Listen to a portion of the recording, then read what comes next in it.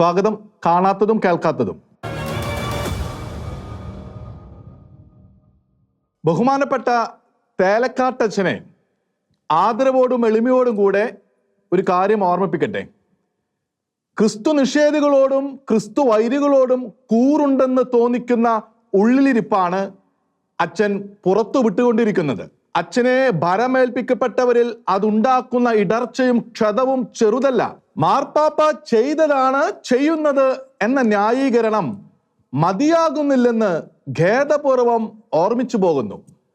മാർപ്പാപ്പ വ്യക്തിപരമായി പറയുന്നതും ചെയ്യുന്നതുമെല്ലാം സന്ദർഭം നോക്കാതെ ആവർത്തിക്കുവാനുള്ള ആധികാരിക പ്രബോധനമായി തിരുസഭ നിർബന്ധപൂർവം പഠിപ്പിക്കുന്നില്ലല്ലോ. ഇസ്ലാമിക സമൂഹത്തോട് മാർപ്പാപ്പ സഹോദര സ്നേഹം കാട്ടുന്നു എന്നതിനർത്ഥം യേശുക്രിസ്തു ദൈവമോ രക്ഷകനോ അല്ല, രക്ഷ കൊണ്ടുവന്നിട്ടുമില്ല, കുരിശിൽ മരിച്ചിട്ടില്ല, പാപമോചനം സാധ്യമാക്കിയിട്ടില്ല എന്നതൊക്കെ കടന്ന് യേശുക്രിസ്തുവിൻ്റെ ജനനം വഴിപിഴച്ചതാണെന്നതുവരെ പറയുകയും ആക്ഷേപിക്കുകയും ചെയ്യുന്ന പാഠങ്ങളെ ക്രൈസ്തവരുടെ ഏഴയലത്തുപോലും അടുപ്പിക്കണമെന്നും അല്ലല്ലോ. ഇറാഖിലും സിറിയയിലുമൊക്കെ ഇസ്ലാമികവാദികൾ ക്രൈസ്തവരെ രക്തസാക്ഷികളാക്കിയതിനെ മാർപ്പാപ്പ വെറുപ്പില്ലാതെ കണ്ടേക്കാം.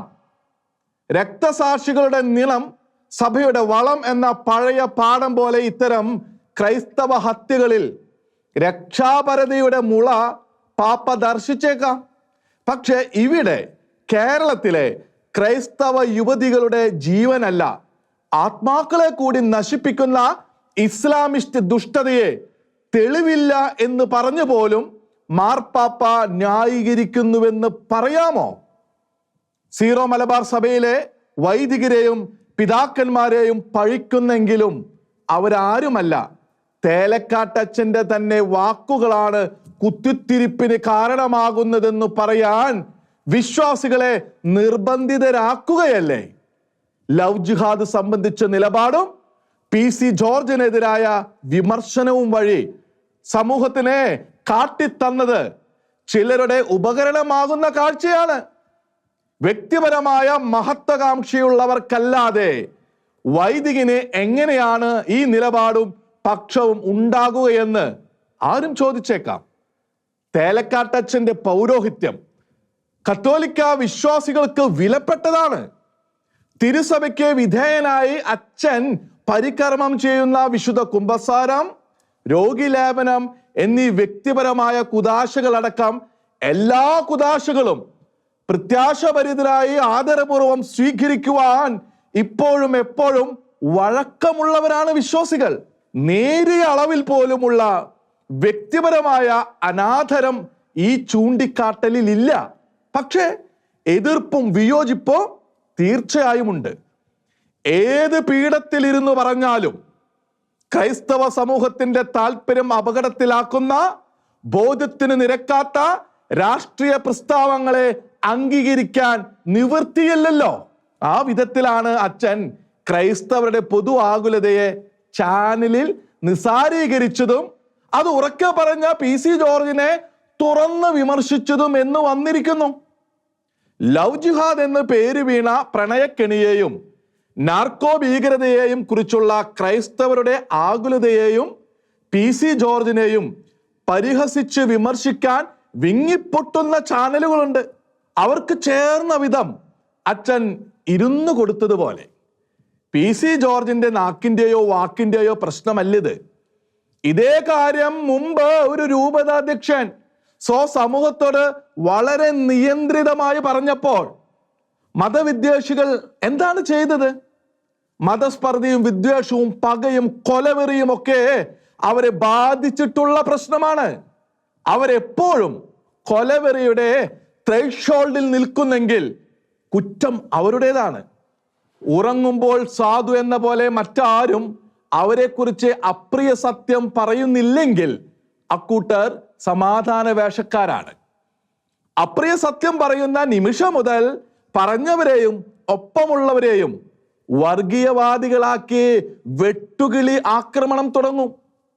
ഇത് പറയുന്ന ആർക്കും തെറ്റുപറ്റിയിട്ടില്ല. ഇങ്ങനെ ചെയ്യുന്നതിനെയും ചെയ്യുന്നവരെയും പൊതുവായെങ്കിലും തള്ളിപ്പറയാൻ മതത്തിലെ മതപണ്ഡിതരോ രാഷ്ട്രീയ ഗണമോ യൂത്ത് വിഭാഗമോ തയ്യാറാകാതെ ന്യായീകരിക്കുന്നത് കൊണ്ടാണ് വിമർശനം എല്ലാവരുടെയും മേൽ വീഴുന്നത്. അങ്ങനെയല്ലാത്ത നിരവധി പേരുണ്ട്. അവർക്ക് വിമർശനങ്ങളിൽ അസഹിഷ്ണുതയില്ല.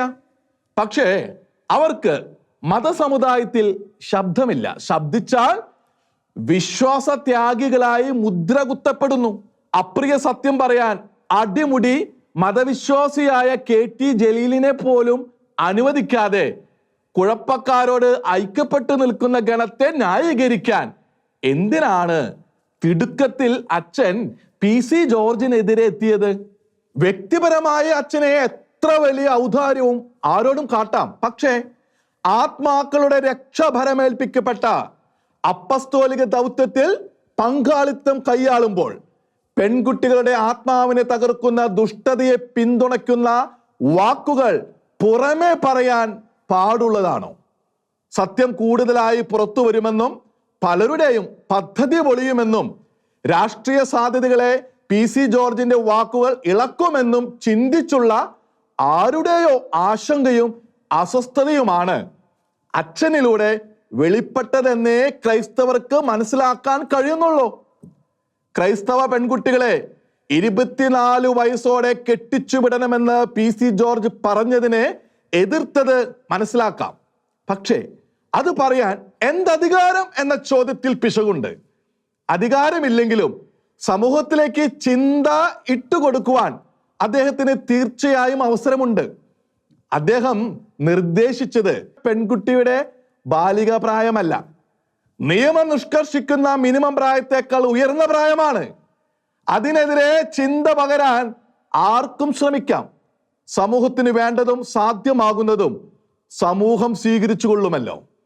അധികാരമുള്ളവരല്ല ലോകത്തെ മിക്ക സാമൂഹിക മാറ്റങ്ങൾക്കുമുള്ള ചിന്ത പടർത്തിയത്. തേലക്കാട്ടച്ഛനെ പോലെ എഡിറ്ററുടെ മനസ്സും ബുദ്ധിശേഷിയും പാണ്ഡിത്യവുമുള്ള വൈദികനെ അതറിയാതെ പോകില്ല. PC ജോർജിന്റെ വാക്കുകൾ എല്ലാവരും പാലിക്കുമെന്നോ സാമൂഹിക ദുരന്തം വരുത്തി വെക്കുമെന്നോ ആരും ഭയപ്പെടാത്ത നിലയ്ക്ക് വിമർശിക്കുവാനുള്ള യഥാർത്ഥ കാരണം വേറെയാകണം. ലവ് ജിഹാദിനെ കുറിച്ചുള്ള ആകുലത ശരിവെക്കുന്ന വിധത്തിൽ മതതീവ്രവാദികളുടെ പ്രേരണയ്ക്കും പ്രലോഭനത്തിനും വഴങ്ങി ചിലർ ഒരുക്കിയ പ്രണയക്കെണികളിൽ വീണ ഹൈന്ദവ ക്രൈസ്തവ യുവതികളെ കുറിച്ച് വേണ്ടത്ര സൂചനകൾ സമൂഹത്തിൽ പുറത്തു വന്നിട്ടുണ്ട്. പെട്ടുപോയ നൂറുകണക്കിന് ക്രൈസ്തവ യുവതികളുടെ അനുഭവങ്ങൾ സഭയുടെ ഒന്നല്ലെങ്കിൽ മറ്റൊരു സംവിധാനത്തിൽ എത്തിയിട്ടുമുണ്ട്. അതേക്കുറിച്ച് വൈദികർക്കും പല മേലധ്യക്ഷന്മാർക്കും അഭിഭാഷകരടക്കം നിരവധി പേർക്കും അറിയാം. പലതും ഇപ്പോൾ പുറത്തു വന്നുകൊണ്ടിരിക്കുന്നു. എന്നിട്ടും തേലക്കാട്ടച്ഛൻ ഇതൊന്നും കണ്ടുമില്ല കേട്ടുമില്ല എന്നാണോ മനസ്സിലാക്കേണ്ടത്? ഒരു കുടുംബത്തിൻ്റെയും ദുഃഖം അറിഞ്ഞിട്ടില്ല, ഒരു പെൺകുട്ടിയുടെയും അവസ്ഥ മനസ്സിലാക്കിയിട്ടുമില്ല എന്നാണോ? ഇടയ ദൗത്യം നിർവഹിക്കുന്ന അങ്ങ് എന്തേ ഇത് അറിയാതെയോ കേൾക്കാതെയോ പോയത്? എന്തേ ഏതെങ്കിലും മാതാപിതാക്കളെ വിളിച്ചോ മറ്റു വിധത്തിലോ അന്വേഷിക്കാതിരുന്നത്? പകരം കോടതിയുടെയും പോലീസിന്റെയും പേരും പ്രസ്താവവും ആവർത്തിച്ച് പ്രണയക്കെണിക്കാരെ മൂടിപ്പിടിക്കുന്നവരുടെ വാക്കുകൾ മാത്രം അവലംബിക്കുവാനും ക്രൈസ്തവ സമൂഹത്തോട് തർക്കിക്കാനും തെളിവ് ചോദിക്കാനും എന്തുകൊണ്ട് കഴിയുന്നു? തെളിവ് വേണമെന്ന നിഷ്ഠയാണോ തേലക്കാട്ടച്ഛനെ ഇളക്കിയത്? അതോ ചേർത്ത് നിർത്താൻ ആഗ്രഹിക്കുന്ന ആരെയോ PC ജോർജ് പറഞ്ഞതും അതിന് കിട്ടുന്ന സ്വീകാരവും അലോസരപ്പെടുത്തുന്നു എന്നുണ്ടോ? മനസ്സാവാച ഒപ്പം നിർത്തുന്ന ആർക്കെങ്കിലും ദോഷകരമായ രാഷ്ട്രീയ മാറ്റത്തിന് കാരണമായേക്കുമെന്ന് ശങ്കിക്കുകയാണോ അച്ഛൻ? ഒരിക്കൽ കൂടി പറയട്ടെ, മതതീവ്രവാദികളുടെ പിന്തുണയോടെ നടക്കുന്ന ദുഷ്ടതയ്ക്ക് ന്യായീകരണമാകുന്ന വാക്കുകൾ ദുഃഖകരമാണ്. എല്ലാവർക്കും വേണ്ടി കുരിശിൽ മരിച്ചവൻ ക്ഷതങ്ങൾ പരിഹരിക്കട്ടെ. അതാണ് ക്രിസ്തുവിന്റെ ആത്മാവ് പതിപ്പിച്ച പൗരോഹിത്യ മുദ്രയെ ആദരിക്കുന്നവരുടെ പ്രാർത്ഥന. മഹാനായ എബ്രഹാം ലിങ്കന് നന്ദി. സംസ്ഥാന സർക്കാർ മുനമ്പത്തെ ജനങ്ങളോട് ചെയ്ത വഞ്ചന വിശേഷിപ്പിക്കുവാൻ ഒരു മൊഴി മുൻകൂർ നൽകിയതിന്. എല്ലാവരെയും എല്ലാ കാലത്തും വഞ്ചിക്കാനാകില്ല എന്ന ചരിത്രമൊഴി. മുനമ്പം കമ്മീഷനെ വെച്ച് സർക്കാർ നടത്തിയ നാടകം എത്ര വേഗം പൊളിഞ്ഞു. ഇതിപ്പോൾ എത്രാമത്തെ വഞ്ചനയാണ്? വ്യക്തമായ 3 ഏതുറക്കത്തിലും മുനമ്പംകാർക്ക് ഓർമ്മ വരും.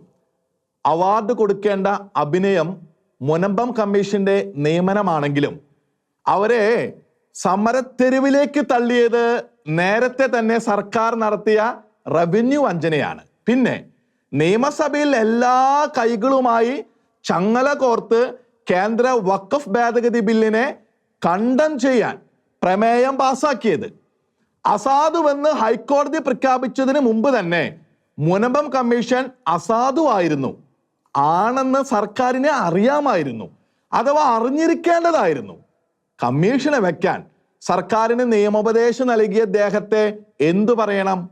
അറിയാം, ഉപദേശകനല്ല, യഥാർത്ഥ ഉത്തരവാദി എന്ന്. സർക്കാരിന്റെ ഇംഗിതമാണ് ഉപദേശകൻ ഉപദേശമായി കൊടുത്തതെന്നും. പക്ഷേ ചെയ്ത തെറ്റിന്റെ ഉത്തരവാദിത്തം ആ ഉദ്യോഗസ്ഥനുണ്ട്, സർക്കാരിനും. ഇത് യാദൃശ്ചികമായ പിഴയല്ല, ഒരു സമൂഹത്തെ മുഴുവൻ വഞ്ചിക്കുന്നതിന്റെ ഭാഗമാണ്. സർക്കാർ മുനമ്പത്തെ ജനങ്ങളെ വഞ്ചിക്കുകയേ ഉള്ളൂ എന്നുറപ്പിക്കാനുള്ള ആദ്യത്തെ തെളിവായിരുന്നു വഖഫ് ഭേദഗതി ബില്ലിനെതിരെ നിയമസഭ പാസാക്കിയ പ്രമേയം.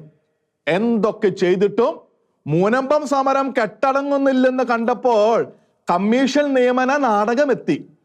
കമ്മീഷനെ നിയമിക്കാൻ സർക്കാരിനോ ഇല്ലാത്ത അധികാരമുണ്ടെന്ന് സർക്കാർ തെറ്റിദ്ധരിച്ചെന്ന് പറയരുത്.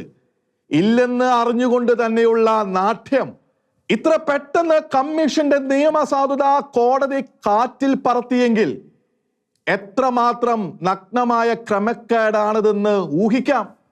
വഖഫിനെ സീമാതീതമായ അധികാരങ്ങൾ നൽകിയത് ജവഹർലാൽ നെഹ്റു മുതലുള്ള കോൺഗ്രസ് ഭരണാധികാരികളാണെന്ന് എല്ലാവർക്കും അറിയാം. ആ നിയമങ്ങൾ സ്ഥാപിക്കുവാനോ തിരുത്തുവാനോ നീക്കം ചെയ്യുവാനോ ഉള്ള അധികാരശേഷി കമ്മ്യൂണിസ്റ്റ് പാർട്ടിക്കോ ഇടതുപക്ഷത്തിനോ ഒരു കാലത്തും ഇന്ത്യയിൽ കിട്ടിയിട്ടില്ല. അതും എല്ലാവർക്കും അറിയാം. അതുകൊണ്ട് പക്ഷേ ഇടതുപക്ഷത്തിന്റെ വഞ്ചന ഇല്ലാതാകുന്നില്ല. വഖഫിനെതിരായ എല്ലാ വിമർശനവും കോൺഗ്രസിന്റെ തലയിൽ പതിക്കുമെന്ന സാധ്യത മുതലെടുത്താണ് സംസ്ഥാന സർക്കാർ കൗശലം കാട്ടിയത്. വെയിലത്തും മഴയത്തും സമരപന്തലിൽ ജീവിതം പോക്കാൻ മുനമ്പത്തുകാർ നിർബന്ധിതരായത് വിശാലമായ വഖഫ് വ്യവസ്ഥകളുടെ പേരിലല്ല, സംസ്ഥാന റവന്യൂ വകുപ്പിന്റെ ചതി നിമിത്തം. ഇതുവരെയുള്ള കോടതി പ്രസ്താവങ്ങളുടെ ചുരുക്കം ഇതാണ്: മുനമ്പത്തെ ഭൂമി വഖഫിൻ്റെതാണോ അല്ലയോ എന്ന് കോടതികൾ തീർപ്പ് കൽപ്പിച്ചിട്ടില്ല. നിയമപ്രകാരം അക്കാര്യം തീരുമാനിച്ചു പറയേണ്ടത് വഖഫ് ട്രൈബ്യൂണലാണ്. ട്രൈബ്യൂണൽ പ്രഖ്യാപനത്തിന്റെ ഘട്ടം ഇതുവരെയും എത്തിയിട്ടുമില്ല.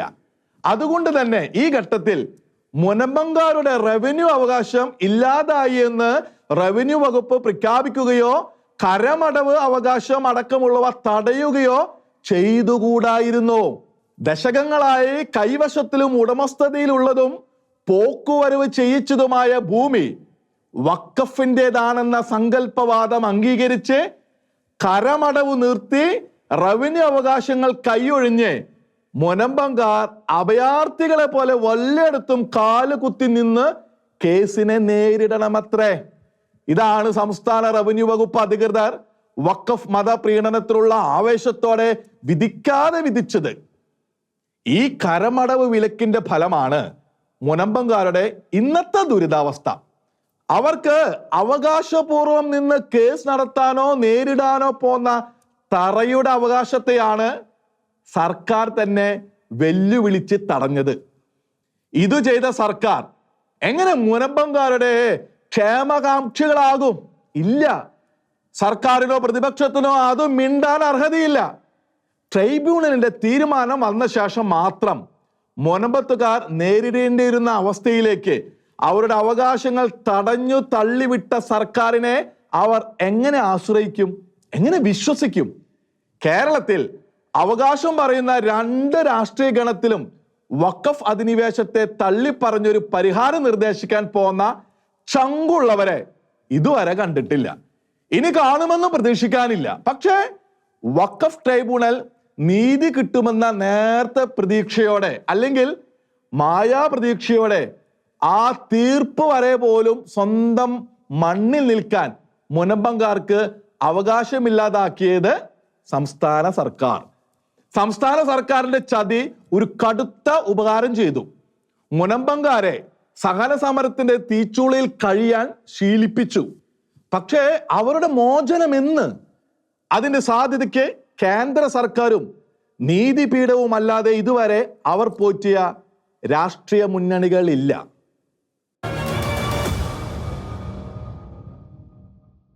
KT ജലീൽ ഒരു വലിയ പ്രസ്താവന നടത്തി.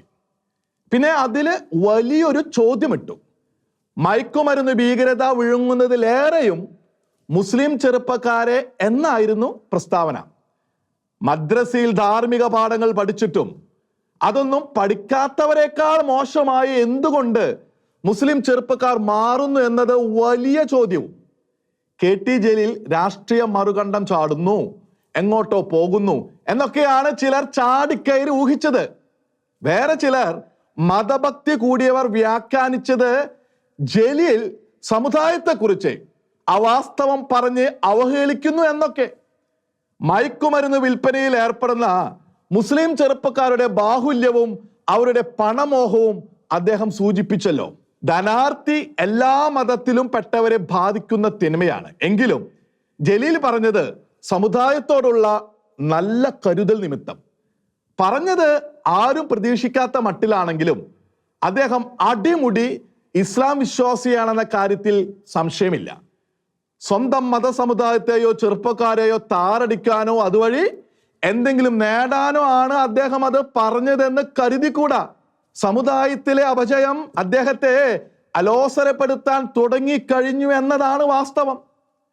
ഇന്നലെ വരെ മറ്റുള്ളവർ പറഞ്ഞത് സമ്മതിച്ചില്ലെങ്കിലും രാഷ്ട്രീയ വീക്ഷണമുള്ള മതവിശ്വാസി എന്ന നിലയ്ക്ക് സാമൂഹിക വെളിവ് അദ്ദേഹത്തെ കൊണ്ട് സത്യം അംഗീകരിപ്പിച്ചു എന്ന് ഗ്രഹിക്കാം.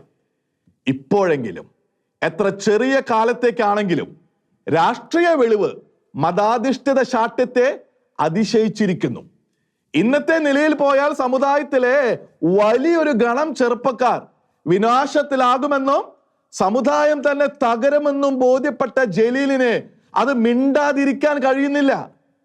ഇക്കാര്യത്തിൽ ജലീൽ കേരള സമൂഹത്തിനും മുസ്ലിം സമുദായത്തിനും വരേണ്ട നന്മ തന്നെയാണ് ഉദ്ദേശിച്ചത്. പക്ഷേ ശ്രദ്ധിക്കേണ്ടത് ഉറച്ച മതവിശ്വാസിയായ KT ജലീലിന് പോലും സത്യം പറയുവാൻ അനുമതി നൽകാത്ത മതശാഠ്യം എന്ന വസ്തുതയാണ്. ആ ശാഠ്യം വിഴുങ്ങിയ നേതാക്കളെയാണ്. സമുദായത്തെയും മതത്തെയും കുറിച്ചുള്ള എത്ര വലിയ സത്യവും അത് അപ്രിയമാണെങ്കിൽ ഒരാളും പറയേണ്ട എന്ന് ജലീലിനെ പഴിച്ചും പരിഹസിച്ചും രംഗത്ത് വന്ന നിരവധി മതവക്താക്കളും മതജുഹകളും യൂട്യൂബ് അവതാരങ്ങളും വ്യംഗ്യമായി കൽപ്പിച്ചിരിക്കുന്നു. മതപ്രീണനം നടത്തുന്ന രാഷ്ട്രീയ മുന്നണികളെ കുറ്റക്കാരെന്ന് വിധിക്കുമ്പോൾ തന്നെ അവർ എങ്ങനെ അങ്ങനെയായി എന്നതിൻ്റെ ഉത്തരം കൂടിയാണ് സത്യം അംഗീകരിക്കാത്ത ഈ അവതാരങ്ങൾ. സമുദായം നശിച്ചാലും വേണ്ടില്ല, സമുദായത്തെക്കുറിച്ച് സത്യം പറയില്ല, ആരും പറഞ്ഞുകൂടാ, മറ്റുള്ളവരുടെ മുമ്പിൽ ഒട്ടും പാടില്ല, പറയുന്നവർ തങ്ങളുടെ ശത്രുക്കൾ എന്ന നിലപാട്. മതപ്രീണനം കൊണ്ട് രാഷ്ട്രീയം മലീമസമാക്കുവാൻ ഇടവരുത്തിയത് ഇവരും ഇത്തരക്കാരായ മുൻഗാമികളുമാണ്. KT ജലീൽ ചോദിച്ച വലിയ ചോദ്യത്തിന്റെ ഉത്തരവും ഇതോട് സാമ്യമുള്ളതാണ്. മദ്രസയിൽ പഠിച്ചിട്ടും എന്ന ദുഃഖത്തിന്റെ ഉത്തരം. മദ്രസയിൽ ധാർമ്മിക പാഠം പഠിപ്പിച്ചെങ്കിൽ അത് സ്വസമുദായത്തിന് വേണ്ടി മാത്രമുള്ള നന്മയാണെന്ന രഹസ്യപാഠം കൂടി കുട്ടികളുടെ മസ്തിഷ്കത്തിലേക്ക് ചിലർ കയറ്റി വിട്ടിട്ടില്ലേ? മുമ്പേ പറഞ്ഞ അവതാരങ്ങളുടെ ഗണത്തിൽപ്പെട്ട ചിലർ വിശ്വാസിക്കും മയക്കുമരുന്ന് വിലക്കപ്പെട്ടതാണ്. എന്നാൽ മയക്കുമരുന്ന് മാത്രമല്ല, സ്വമതക്കാരോട് ചെയ്തുകൂടാത്ത പല തിന്മയും ദ്രോഹവും മറ്റുള്ളവരോട് ആകാമെന്നും വേണമെന്നും പഠിപ്പിക്കുന്ന ചിലരും ഒപ്പമില്ലേ? പൊതുവായ മതനേതൃത്വം ഇല്ലാതിരിക്കെ താങ്കളുടെ അജണ്ട പഠിപ്പിക്കുകയും നടപ്പാക്കുകയും ചെയ്യുന്ന ചിലർ മതവിശ്വാസത്തിന് നിരക്കാത്ത മയക്കുമരുന്ന് മറ്റുള്ളവർക്ക് വിൽക്കാൻ ഇതര മതത്തിലെ പെൺകുട്ടികളെ തന്നെ ഏജന്റുമാരാക്കിയവർ മതാനുസാരികൾ എന്ന് സ്വയം കരുതുന്ന വിരോധാഭാസമല്ലേ കേരളം അടുത്ത കാലത്ത് കണ്ടത്? ലൈംഗിക ദ്രോഹവും പ്രണയച്ചതയും അടക്കമുള്ളതൊക്കെ മറ്റുള്ളവർ വിളിച്ചു പറഞ്ഞപ്പോൾ അത് സ്പർദ്ധയും വൈരവും നിമിത്തമെന്ന് വ്യാഖ്യാനിക്കാൻ എളുപ്പമായിരുന്നു. ദുഷിച്ചുപോയ ചെറുപ്പക്കാരുടെ ദ്രോഹം മതസങ്കുചിതത്വം ബാധിച്ചവർ അംഗീകരിച്ചില്ല. ആവലാതിക്കാരെ സംഘടിതമായി ചെറുത്തു. ദ്രോഹം ചെയ്തവരെ പിടികൂടാൻ നിയമവുമില്ലായിരുന്നു. പക്ഷേ മയക്കുമരുന്ന് ഇടപാട് അങ്ങനെയല്ല. മറുവശത്തുള്ളത് പെൺമക്കളെ ഓർത്ത് ചങ്ക് പൊട്ടി വിലപിക്കുന്ന നിസ്സഹായരായ മാതാപിതാക്കളല്ല, കരുത്തുള്ള നിയമവും അതിൻ്റെ കരങ്ങളും. അവ മതം നോക്കി താലോലിക്കാൻ കാത്തിരിക്കുകയല്ല. രാഷ്ട്രം സമ്മതിക്കാത്ത ഗുരുതരമായ കുറ്റകൃത്യം നിരവധി ചെറുപ്പക്കാരെ തടവിറയിലാക്കി ജീവിതം തകർക്കുന്നു എന്ന് കണ്ടറിഞ്ഞപ്പോൾ KT ജലീലിന് തോന്നിയ ദുഃഖം യഥാർത്ഥം. അത് തോന്നിയത് അദ്ദേഹത്തിലെ മാനുഷിക നന്മ കൊണ്ട് തന്നെയാണ്. പക്ഷേ സ്വമതക്കാരോടെങ്കിലും തോന്നേണ്ട ആ നന്മ മതപ്രണയം കൊണ്ട് മറന്നു കളയുന്നവർ ഉണ്ടെന്നതാണ് സമുദായത്തിന്റെ ദുരന്തം. അവർ ജലീലിന്റെ വാക്കുകളെ വിമർശിക്കുന്നതിലും അദ്ദേഹത്തെ പഴിക്കുന്നതിലും അത്ഭുതമില്ല. അവരുടെ സമ്മർദ്ദം ജലീലിനെ പോലുള്ളവർക്ക് തോന്നിയ നന്മയെ കെടുത്തി കളയാതിരിക്കട്ടെ എന്നേ തൽക്കാലം ആഗ്രഹിക്കാനുള്ളൂ. മദ്രസയിൽ ധാർമ്മിക പാഠം പഠിച്ചിട്ടും എന്ന ദുഃഖത്തിന്റെ കാരണം ചിലർ പഠിപ്പിക്കുന്ന നന്മയുടെ മതസംഭരണം തന്നെയാണെന്ന കാര്യം KT ജലീൽ തിരിച്ചറിയുമെങ്കിൽ കൂടുതൽ പേരെ ഉണർത്താൻ അദ്ദേഹത്തിന് കഴിഞ്ഞേക്കും. അത് നാടിന് നന്മയുടെ വെളിച്ചമാകും. വിശ്വാസി എന്ന നിലയിലും രാഷ്ട്രീയ നേതാവ് എന്ന നിലയിലും അത് തൻ്റെ നിർബന്ധ ദൗത്യമാണെന്ന തോന്നൽ KT ജലീലിനെ ഭരിക്കട്ടെ എന്ന് ആശംസിക്കുക.